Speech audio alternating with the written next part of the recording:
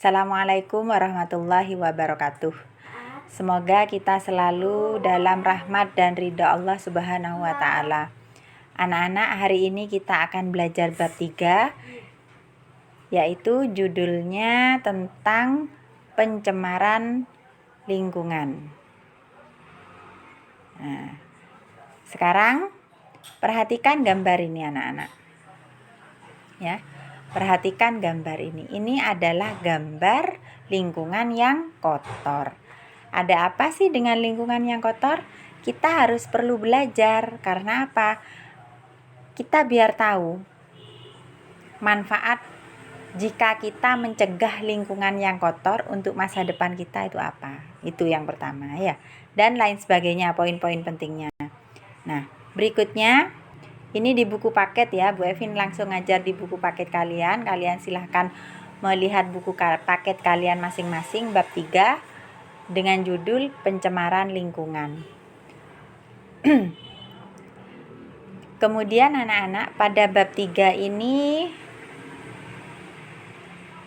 bagaimana caranya agar kita mengolah apa yang sudah ada di alam itu sehingga menjadi bermanfaat bagi makhluk hidup yang lain. Itu tujuannya kita belajar salah satunya. Nah, perhatikan gambar ini anak-anak. Tugas kalian nanti merangkum ya. Merangkum sesuai dengan yang Bu Evin maksudkan. Ayo amati, perhatikan, ayo kita mengamati. Gambar di bawah ini menunjukkan beberapa hal yang terjadi di lingkungan kita. Ini gambar yang pertama, ini gambar yang kedua, dan ini gambar yang ketiga. Semuanya tercemar kan? Ya, cuman bedanya kalau ini yang tercemar polusi udaranya. Yang ini yang tercemar adalah tanahnya. Yang ini yang tercemar adalah airnya, ya. Nah, yang pertama, setelah kita melihat gambar-gambar pencemaran, ada udara, kemudian ada tanah dan ada air. Berikutnya kita akan mempelajari tentang apa sih arti dari pencemaran itu. Barangkali kalau kalian sudah belajar ya, definisi dari pencemaran itu di alinea ini ya. Pencemaran lingkungan merupakan segala sesuatu baik berupa bahan fisika maupun kimia yang dapat mengganggu keseimbangan ekosistem. Nah, itu definisinya anak-anak ya. Jadi, di lingkungan itu terdapat faktor biotik dan abiotik anak-anak. Di lingkungan kita itu terdapat faktor biotik dan abiotik. Biotik itu yang hidup, abiotik itu benda yang mati. Apa kaitannya? Ada kaitannya satu dengan yang lain. Kemudian berikutnya kapan sih suatu zat dikatakan sebagai polutan? Ya. Nah, di sini kita bisa mempelajari kapan suatu zat dapat dikatakan sebagai polutan. Yang pertama, kadarnya melebihi batas kadar normal atau di ambang batas. Yang kedua, berada pada waktu yang tidak tepat. Yang ketiga, berada pada tempat yang tidak semestinya. Berikutnya, di sini kalian nanti akan membaca tentang beberapa kegiatan ayo kita lakukan. Nah, karena di sini di rumah kalian tidak mempunyai bahan lakmus, kertas lakmus. Apa sih kertas lakmus itu? Kertas lakmus itu fungsinya untuk mengetahui kadar pH suatu zat. Ya. Jadi untuk mengetahui keasaman atau basa suatu zat. Itu menggunakan kertas lakmus ya. Jadi ini tidak usah dilakukan di rumah. Karena tidak ada bahannya. Berikutnya kita belajar pencemaran air yang pertama. Nah, dalam kehidupan sehari-hari, faktor yang menyebabkan pencemaran air itu yang pertama adalah adanya limbah industri, ya, dari pabrik-pabrik itu anak-anak, ya. Ini nanti bisa kalian membaca, literasi namanya, ya. Kemudian yang kedua adalah dikarenakan adanya limbah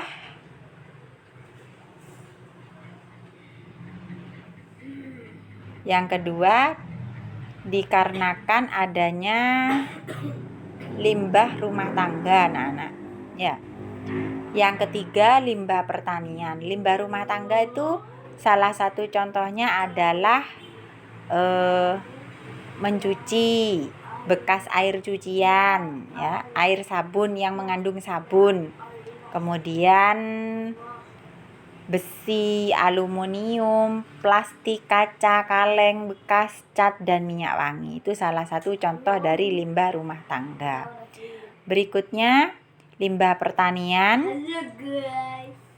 Limbah pertanian ini bisa kita contohkan dari apa? Contohnya insektisida, pupuk yang digunakan terlalu berlebihan itu bisa menyebabkan pencemaran terhadap tanah di daerah pertanian bisa. Kemudian jika terlalu berlebihan juga bisa mengganggu ekosistem di daerah pertanian. Kemudian berikutnya dampak pencemaran air. Apa saja dampak pencemaran air? Yang pertama, penurunan kualitas lingkungan, anak-anak, ya. Jadi kualitas keseimbangan ekosistem itu akan terganggu jika adanya pencemaran lingkungan. Maksudnya pencemaran air di sini, air itu tidak bisa diminum, tidak bisa dikonsumsi oleh makhluk hidup. Yang kedua adalah gangguan kesehatan. Nah, itu yang penting. Makhluk hidup yang ada di air itu akan mati atau akan terganggu hidupnya jika ada dampak adanya pencemaran lingkungan. Kemudian ini bisa kalian baca, ya, tabel ini. Berikutnya adalah pemekatan hayati. Pemekatan hayati. Berikutnya pemekatan hayati. Apa itu pemekatan hayati? Jadi misalnya suatu perairan tercemar oleh bahan yang beracun. Nah, racun itu masuk ke dalam tubuh alga, anak-anak, atau mikroorganisme lain. Kemudian dimakan oleh hewan ikan kecil, ya, dimakan oleh ikan kecil dimakan oleh ikan besar. Kemudian ditangkap oleh manusia dan manusia memakan ikan tersebut. Maka secara tidak langsung di situ adanya pemekatan hayati. Jadi ikan tersebut mengandung racun, mengandung bahan racun bagi tubuh manusia. Itu pemekatan hayati. Kemudian berikutnya mengganggu pemandangan yang jelas, ya. Kemudian yang kelima, mempercepat proses kerusakan benda. Itu sangat jelas sekali. Ini untuk ayo kita lakukan ini tidak usah dilakukan di rumah praktikumnya karena keterbatasan alat dan bahan. Jadi tidak usah dilakukan, ya. Kemudian berikutnya kita belajar bagaimana cara menanggulangi pencemaran air. Yang pertama, pembuatan kolam stabilisasi. Yang kedua, instalasi pengolahan air limbah. Penting sekali anak-anak untuk mengolah air limbah sehingga bisa dikonsumsi lagi. Kemudian berikutnya yang ketiga yaitu pengolahan ekskreta yang terkandung dalam air limbah rumah tangga. Jadi ekskreta itu banyak mengandung bakteri patogen yang menyebabkan penyakit. Jadi bagaimana cara mengelola sehingga patogen yang menyebabkan penyakit itu bisa dikelola sehingga tidak menimbulkan dampak negatif bagi lingkungan. Dengan cara ada istilah yaitu 4R. Yang pertama, recycle atau pendaur ulangan. Yang kedua, reuse atau penggunaan ulang. Jadi menggunakan ulang, misalnya botol bekas, sisa sirup itu bisa digunakan untuk menyimpan air minum. Yang ketiga, reduce ya. Reduce itu melakukan pengurangan bahan atau penghematan. Contohnya, jika berbelanja ke pasar, kita menggunakan tas sendiri. Jadi tidak usah bawa plastik dari toko sudah. Ya, itu reduce namanya. Melakukan pengurangan bahan atau penghematan. Kemudian yang keempat adalah repair. Ya, repair artinya melakukan pemeliharaan. Jelas anak-anak ya?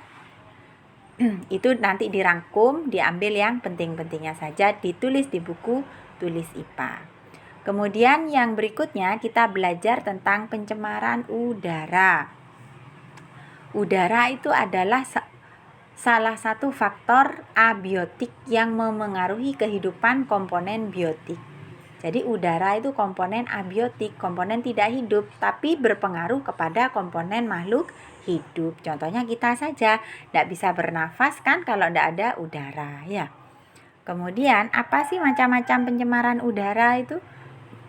Salah satunya adalah pencemaran udara primer, disebabkan langsung dari sumber pencemar. Yang kedua, pencemaran udara sekunder. Ya. Terjadinya disebabkan oleh reaksi antara unsur pencemar udara primer yang terjadi di atmosfer, contohnya pembentukan ozon. Kemudian yang berikutnya kita belajar faktor penyebab pencemaran udara. Yang pertama adanya aktivitas alam. Aktivitas alam itu disebabkan karena ulah manusia juga anak-anak ya. Contohnya kotoran-kotoran yang dihasilkan oleh hewan ternak yang mengandung senyawa metana itu meningkatkan suhu bumi sehingga menyebabkan pemanasan global. Nah, itu karena aktivitas alam.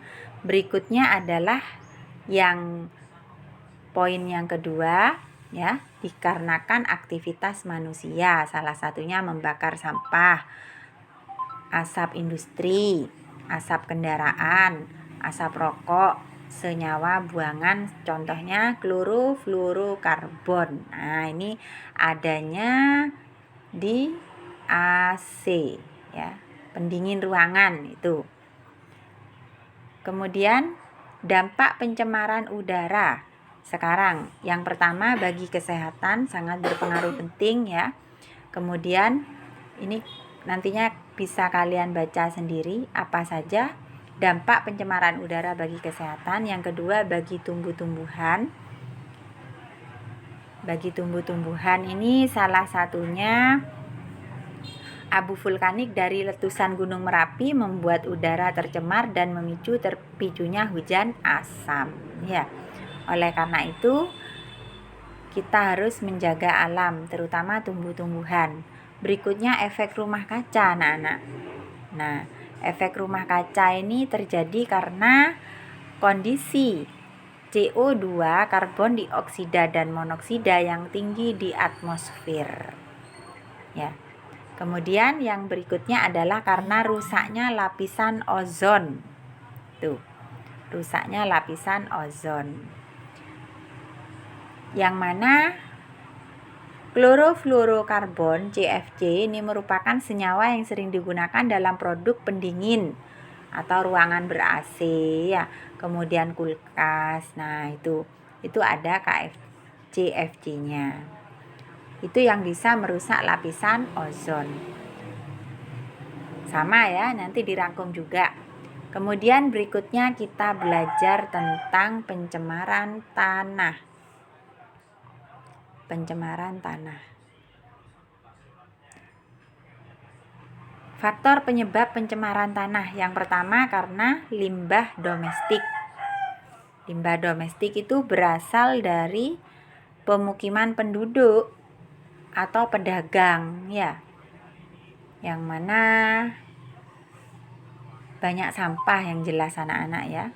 Kemudian berikutnya dikarenakan limbah industri, itu pencemaran tanah dikarenakan limbah industri, terutama sampah plastik di sini anak-anak, karena sampah plastik itu kan tidak bisa diuraikan.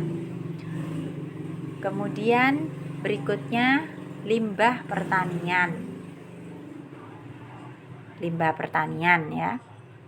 Ini kalian baca sendiri materinya, kemudian kita diskusikan di grup kelas IPA 7C nanti. Sekarang dampak pencemaran tanah. Apa saja dampak pencemaran tanah? Nah, ini dampak pencemaran tanah itu banyak sekali ya dampaknya, terutama bagi pertanian, yang mana perubahan metabolisme tanaman yang pada akhirnya dapat menyebabkan penurunan hasil pertanian anak-anak, seperti saat ini ya. Jadi penggunaan pupuk yang terlalu banyak itu juga berdampak. Berikutnya kita belajar tentang cara penanggulangan pencemaran tanah. Dengan cara antara lain ada pembersihan on-site, off-site ya. On-site itu pembersihan di lokasi, kalau yang off-site penggalian tanah yang tercemar yang kemudian dibawa ke daerah yang aman. Kemudian ada juga bioremediasi. Bioremediasi itu merupakan proses pembersihan pencemaran tanah dengan menggunakan mikroorganisme. Nah, itu fungsinya besar bioremediasi ini bagi lingkungan. Berikutnya, nah, karena materi kita sudah selesai ya, sampai di sini. Jika ada pertanyaan silahkan kalian share di grup. Kemudian tugas berikutnya akan Bu Evin sampaikan di grup. Jaga selalu kesehatan di rumah anak-anak, jaga selalu kondisi kesehatan agar tidak sakit, tetap mematuhi protokol kesehatan. Semoga ilmu yang kita pelajari menjadi ilmu yang bermanfaat, barokah bagi kita, diridhoi dan dirahmati oleh Allah Subhanahu wa taala. Assalamualaikum warahmatullahi wabarakatuh.